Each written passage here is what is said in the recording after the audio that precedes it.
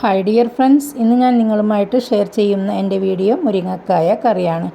2 ദിവസമായി ഞാൻ വീഡിയോ ഒക്കെ ചെയ്തിട്ട് കല്യാണത്തിൻ്റെ തിരക്കിലായിരുന്നു. ഇനി നമുക്ക് തിരക്കുകളെല്ലാം മാറ്റിവെച്ച് നമ്മുടെ ഈ മുരിങ്ങക്കായ കറി നമുക്ക് നോക്കാം.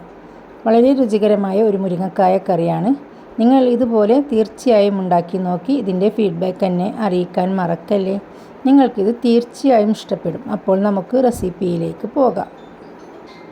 ഞാനിവിടെ എടുത്തിരിക്കുന്നത് ഒരു 3 ടേബിൾ സ്പൂൺ പരിപ്പാണ്. അത് നന്നായി കഴുകി ക്ലീൻ ചെയ്ത് അരമണിക്കൂർ കുതിർത്തിയിട്ടതാണ്.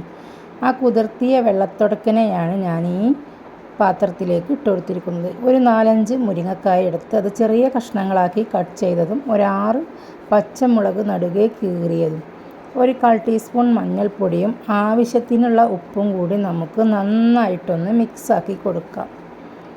നന്നായി മിക്സാക്കിയതിന് ശേഷം നമുക്കിതൊന്ന് അടച്ച് വെച്ച് അടുപ്പിലേക്ക് മാറ്റി കൊടുക്കാം. ഇനി ഇതിലേക്കുള്ള തേങ്ങ അരപ്പ് നമുക്ക് തയ്യാറാക്കാം. അതിനായി ഒരു അരമുറി തേങ്ങ ഞാൻ എടുത്ത് മാറ്റി വെച്ചിട്ടുണ്ട്.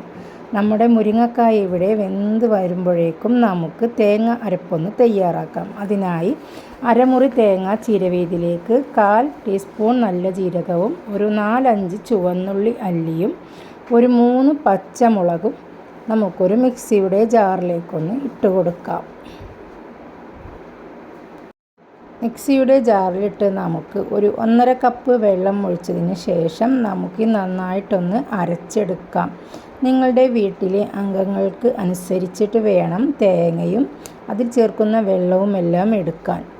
കണ്ടോ, ഞാനിവിടെ ആളുകൾ കുറച്ചുള്ളതിനാൽ മാത്രമാണ് കുറച്ച് വെള്ളമൊഴിച്ച് ഇതുപോലെ കറി തയ്യാറാക്കുന്നത്. നന്നായി ഒന്ന് മിക്സാക്കി കൊടുത്തതിന് ശേഷം ഉപ്പ് കുറവുണ്ടെങ്കിൽ നമുക്കിതിലേക്ക് ഉപ്പിട്ട് കൊടുക്കാം. ഇതുപോലെ ഒന്ന് പതഞ്ഞ് വന്നാൽ നമുക്ക് തീ ഓഫാക്കി കൊടുക്കാം. ഇനി നമുക്ക് അടുപ്പിലേക്ക് ഒരു കടായി വെച്ച് കൊടുക്കാം.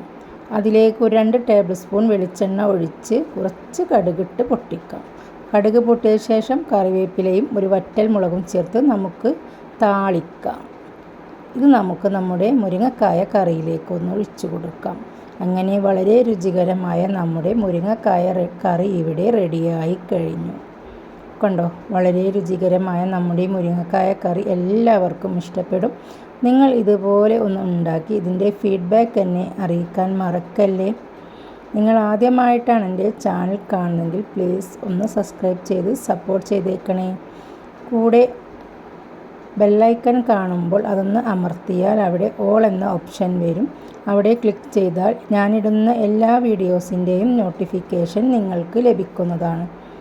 അപ്പോൾ നമുക്ക് അടുത്ത വീഡിയോയിൽ കാണാം.